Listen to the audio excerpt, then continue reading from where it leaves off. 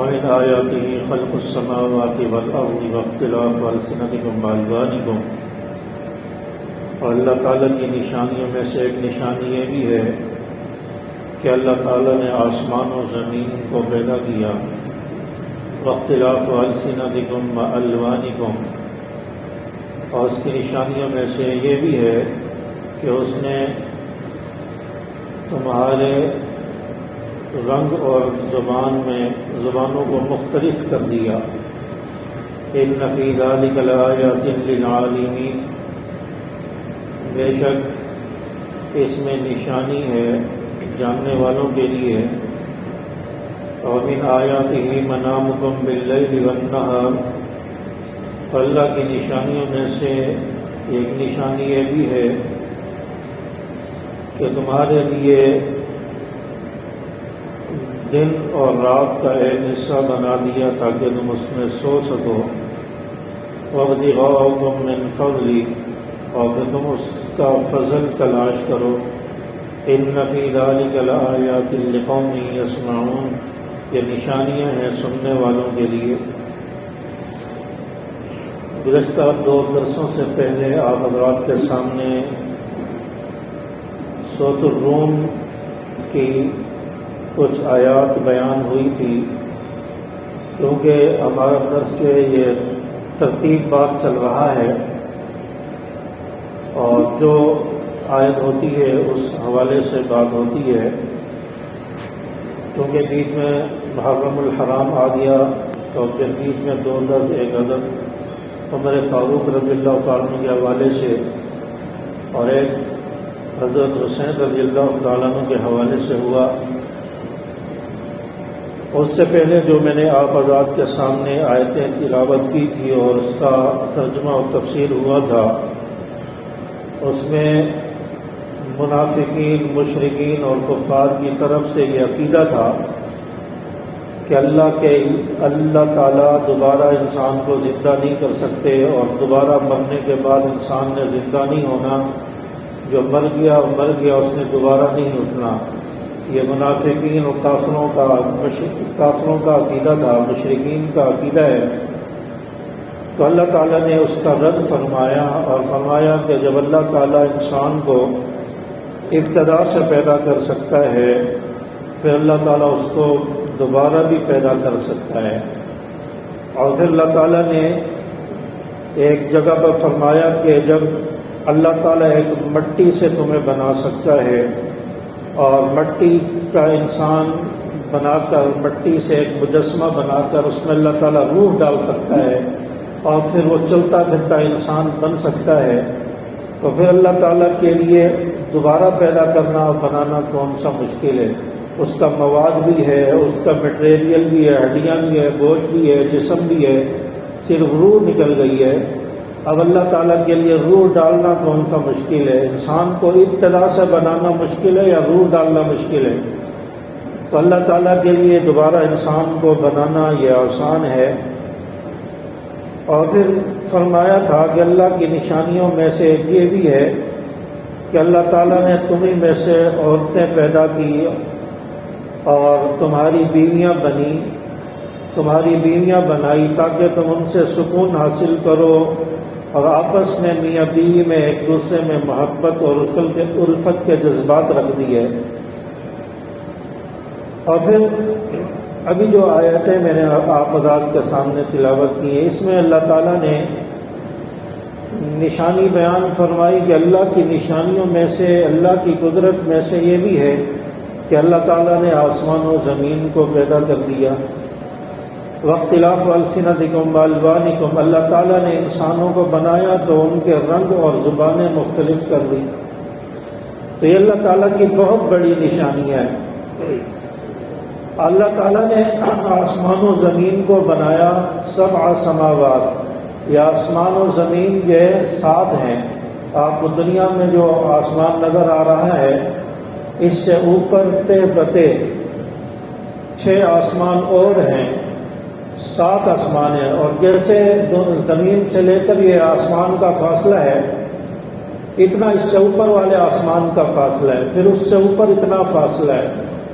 تیسرے آسمان تک، پھر چوتھے، پانچویں، چھٹے تک کتنا فاصلہ ہے، پھر ساتویں تک کتنا فاصلہ ہے، پھر اس کے اوپر اللہ کا عرش ہے، اور عرش اللہ تعالیٰ کا اتنا بڑا ہے کہ اس نے ساری کائنات کو احاطے میں لیا ہوا ہے۔ اس کے اوپر اللہ تعالیٰ جلوہ افروز ہے۔ تو یہ دنیا اور یہ آسمان و زمین اللہ نے بنایا، 7 زمینیں بنائی، اس کے نیچے اور زمینیں، کافی گہرائی ہے، انسان سوچ نہیں سکتا۔ تو یہ سب اللہ تعالیٰ نے بنایا ہے، یہ اللہ تعالیٰ کی نشانیوں میں سے نشانی ہے، تاکہ انسان اللہ کی قدرت کو سمجھ سکے، اللہ تعالیٰ کی ذات کو سمجھ سکے، اللہ تعالیٰ کی ذات کیسی قدرت والی، کیسی عظمت والی ہے، جس نے اتنا بڑا آسمان و زمین بنا دیا، کائنات بنا دی، یہ چاند، سورج، ستارے بنا دیے، یہ دریا، سمندر بنا دیے، نہریں چلا دیے، پہاڑ بنا دیے۔ تو اللہ تعالیٰ نے سب کچھ بنا دیا تاکہ انسان اس سے میری ذات کو سمجھ سکے، انسان اللہ کی ذات کو سمجھ سکے، لیکن اس سے پھر بھی انسان غافل ہے، پھر بھی اللہ کی ذات کو سمجھنے سے قاصر ہے۔ اس لیے تو فرمایا کہ عقل والوں کے لیے، جاننے والوں کے لیے یہ نشانیاں ہیں۔ جو انسان سمجھ سکتا ہے، جو انسان عقل رکھتا ہے، وہ ان ساری چیزوں کو سمجھ کر اللہ کو سمجھ سکتا ہے۔ تو اللہ تعالیٰ نے سب کچھ بنایا، پھر اس کے بعد اللہ تعالیٰ نے انسانوں کو بنایا، زمین کو بنا کر، آسمان کو بنا کر، پھر اللہ تعالیٰ نے انسانوں کو آباد کیا۔ اللہ تعالیٰ نے ہزاروں کروڑوں انسانوں کو دنیا میں بسا دیا، پیدا کر دیا، اور انسانوں کو اللہ تعالیٰ نے بنایا ہے مرد اور عورت سے۔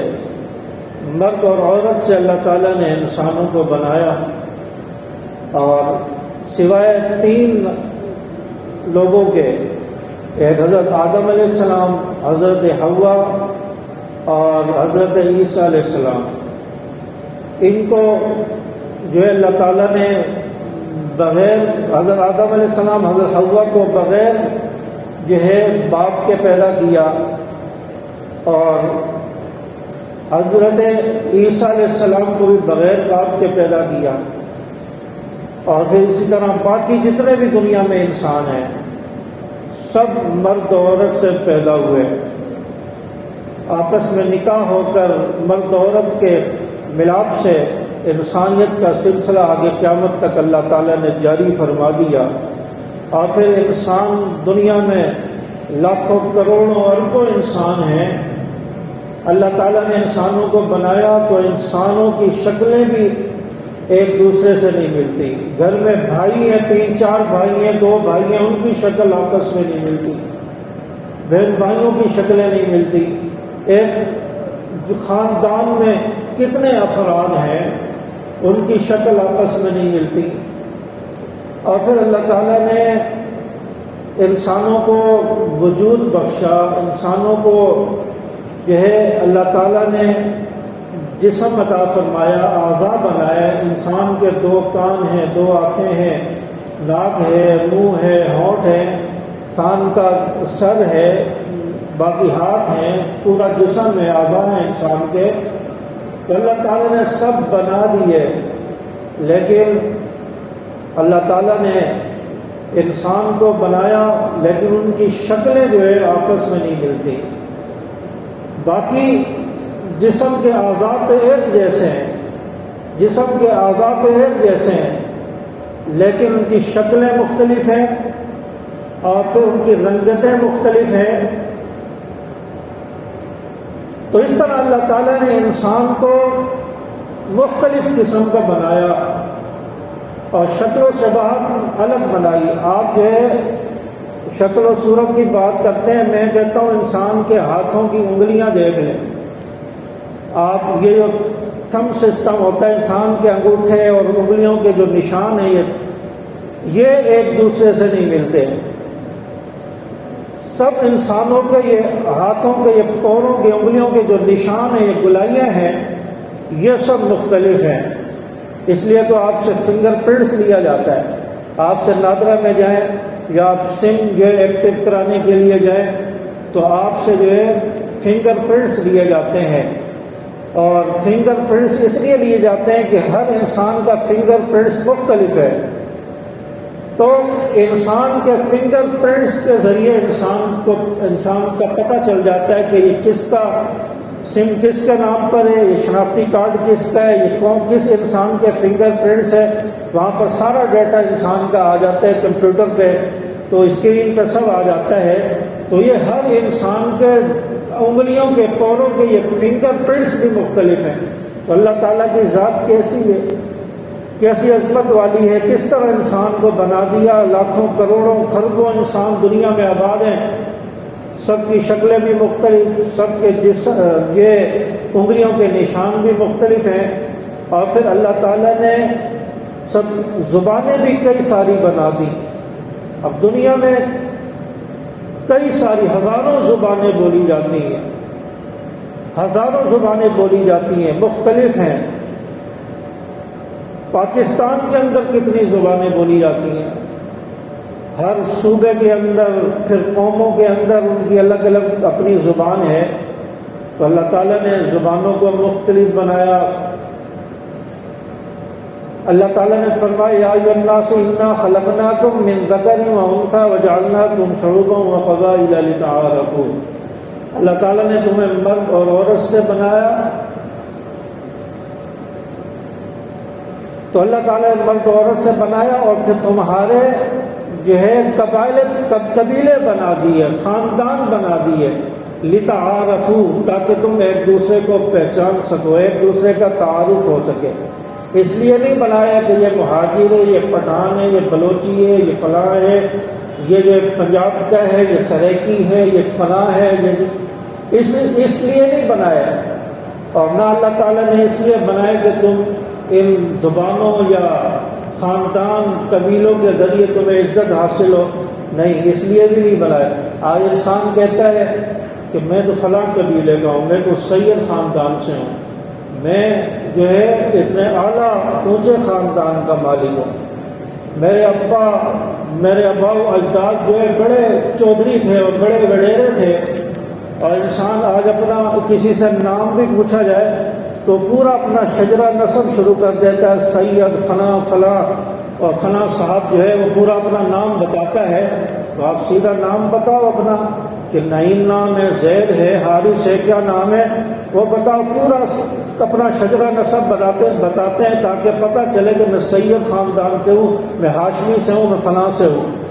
تو اللہ تعالیٰ نے فرمایا ان اکرمکم عند اللہ اتقاکم، اللہ کے نزدیک یہ چودھری ہونا، یہ وڈیرا ہونا، یہ سید ہو جانا، اونچے خاندان کا ہو جانا، یہ اللہ کے نزدیک قابل قبول نہیں ہے، یہ شخص اللہ کے ہاں عزت والا نہیں ہے۔ ان اکرمکم عند اللہ اتقاکم، فرمایا کہ جس کے اندر تقویٰ ہے، پرہیزگاری ہے، جو اللہ سے ڈرتا ہے انسان، وہ اللہ کے نزدیک عزت والا ہے، وہ محبوب ہے اللہ کو۔ باقی اس کے علاوہ سارے انسان اللہ کے نزدیک برابر ہیں، کوئی قبیلے اور خاندان کا فرق نہیں ہے۔ آج تو انسانوں کو تقسیم کر دی ہے، آج تو زبانوں کے جھگڑے، لسانی جھگڑے شروع ہو گئے، آج تو خاندانی جھگڑے شروع ہو گئے، انسانوں کو تو تقسیم کر کے رکھ دیا ہے، اور یہ جھگڑے اتنے بڑے کہ قتل و غارت تک بات آ گئی۔ تو یہ جھگڑوں کا اختلاف، رنگ و نسل کا اختلاف، یہ اللہ کو پسند نہیں ہے، اور یہ اسلام کی تعلیمات کے خلاف ہے۔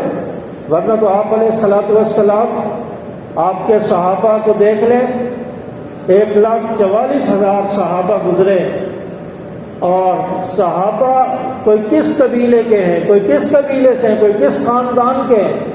حضرت بلال رضی اللہ تعالیٰ عنہ حبشہ کے ہیں، حضرت سلیمان رضی اللہ تعالیٰ عنہ فارس کے ہیں، حضرت صہیب رضی اللہ تعالیٰ عنہ روم کے ہیں۔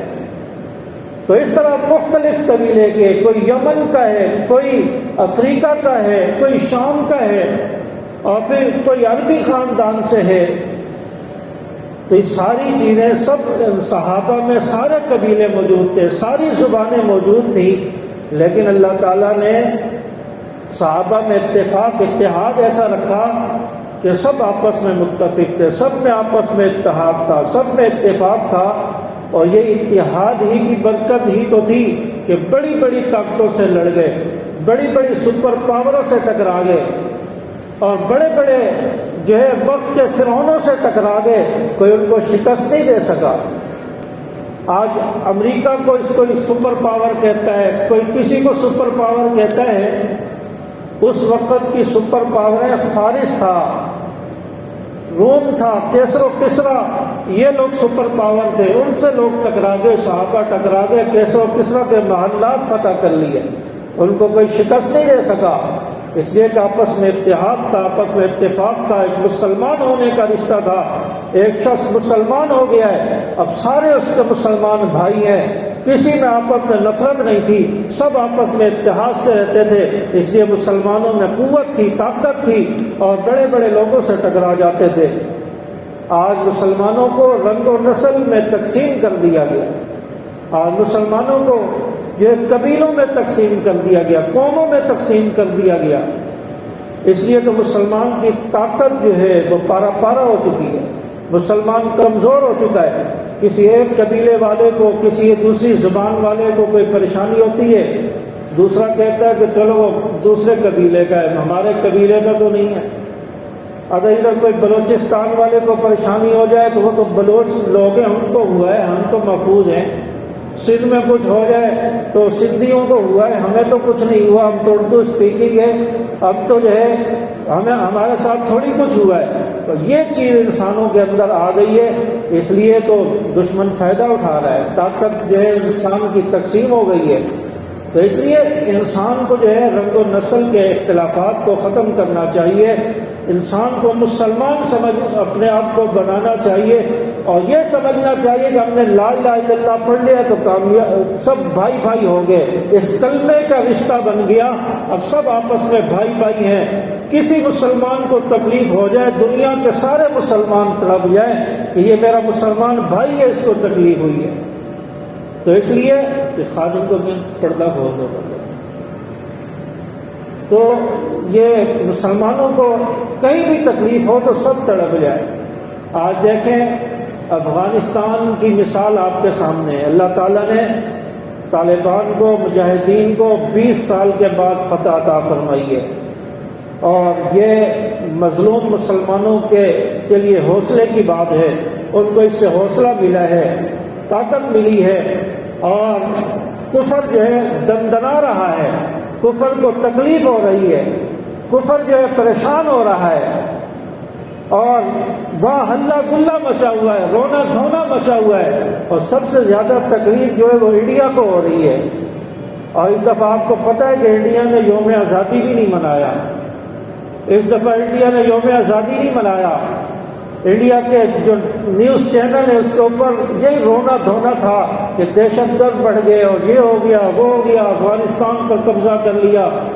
اللہ تعالیٰ نے یہ دکھانا تھا، کتنے لوگ آئے، کتنے سپر طاقتیں یہاں افغانستان میں آئی، کتنے لوگوں نے حملہ کر دیا۔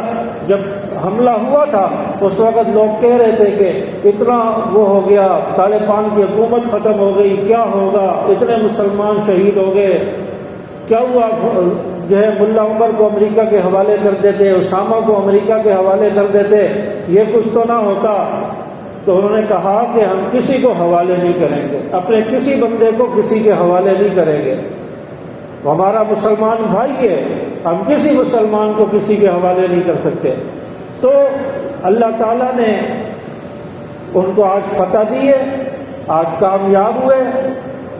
تو انسان جب متحد ہو جاتا ہے، آپس میں اتحاد ہو جاتا ہے، تو پھر دنیا کی کوئی بڑی سے بڑی طاقت آ جائے، وہ انسان کا کچھ نہیں بگاڑ سکتی، وہ کسی کا کچھ نہیں بگاڑ سکتی۔ آج امریکہ کو دیکھو، اس کا فوجی اسلحے سے لیس ہے، اس کے پاس پوری یونیفارم ہے، اس کے پاس اسلحہ ہے، ہر قسم کا ہتھیار اس کے پاس موجود ہے، اس کے پاس بختر بند گاڑی ہے، سب کچھ ہے۔ دوسری طرف ایک مجاہد کو دیکھ لیں، اس کے پاس ایک ٹوٹی پھوٹی گن ہے، اس کے پاس جو ہے پاؤں میں چپل نہیں ہے، کپڑے پھٹے پرانے ہیں، کھانے کے لیے اس کے پاس سوکھی روٹی ہے، اور وہ جو ہے بتا رہے ہیں کہ یہ شخص جو ہے جس کے پاس کچھ بھی نہیں ہے، ننگے پاؤں ہے، اس نے اس فوجی کو شکست دے دی ہے۔ تو یہاں سے پتہ چلا کہ ساز و سامان ہونا یہ کوئی جیت کا باعث نہیں ہوتا۔ کسی کے پاس اسلحہ ہو جائے، کسی کے پاس ساز و سامان ہو، یہ جیتنے کے لیے، کامیاب ہونے کے اسباب نہیں ہوتے۔ جس کے پاس ایمان کی طاقت ہے، جس کو اللہ پر بھروسہ اور توکل ہے، کامیابی اسی کو ملتی ہے، چاہے اس کے پاس کچھ بھی نہ ہو۔ آپ کے سامنے بدر کے جو واقعات ہیں وہ سامنے نہیں ہے، آپ کے پاس جو ہے تبوک کے، حنین کے، احد کے واقعات نہیں ہے۔ صحابہ کے پاس کیا تھا؟ صرف ایمانی غیرت تھی، 2-4 تلواریں تھی، 2-3 گھوڑے تھے اور کچھ بھی نہیں تھا۔ مقابلے میں دشمن تھا بھاری تعداد میں، اور اس کے بعد اسلحہ بھی ہے، ساز و سامان بھی ہے، سب کچھ ہے، لیکن ادھر صحابہ سے وہ شکست کھا گئے، صحابہ جیت گئے۔ تو بتایا کہ کامیابی کا دار و مدار ایمان پر ہوتا ہے، تقوی پر ہوتا ہے۔ آج اللہ تعالیٰ نے 20 سال کے بعد جو ہے مسلمانوں کو ایک خوشخبری سنائی ہے۔ اللہ تبارک و تعالیٰ طالبان کی حکومت کو بھی نظر بد سے بچائے، اور جو کفریہ طاقتیں وہ سازش کر رہی ہیں، اللہ تعالیٰ ان کی سازشوں سے ان کو بچائے۔ تو اللہ تعالیٰ نے مسلمانوں کو مختلف قبیلوں میں، زبانوں میں اگر بنایا ہے تو تعارف کے لیے بنایا ہے، ورنہ تو انسان ایک ہی ہے۔ کلمہ پڑھ کر وہ آپس میں مسلمان، آپس میں بھائی بھائی بن گئے، آپس میں رشتہ دار بن گئے۔ تو اس لیے مسلمان کو آپس میں رنگ و نسل کا اختلاف، زبانوں کا اختلاف، لسانی جھگڑوں میں نہیں پڑنا چاہیے، ان اختلافات کو ختم کرنا چاہیے۔ قرآن و حدیث سے یہ چیزیں نہیں ملتی، یہ دین اسلام کے خلاف ہے، یہ لسانی فسادات اور خاندانی جھگڑے۔ اللہ تبارک و تعالی ہم سب کی ان جھگڑوں سے حفاظت فرمائے۔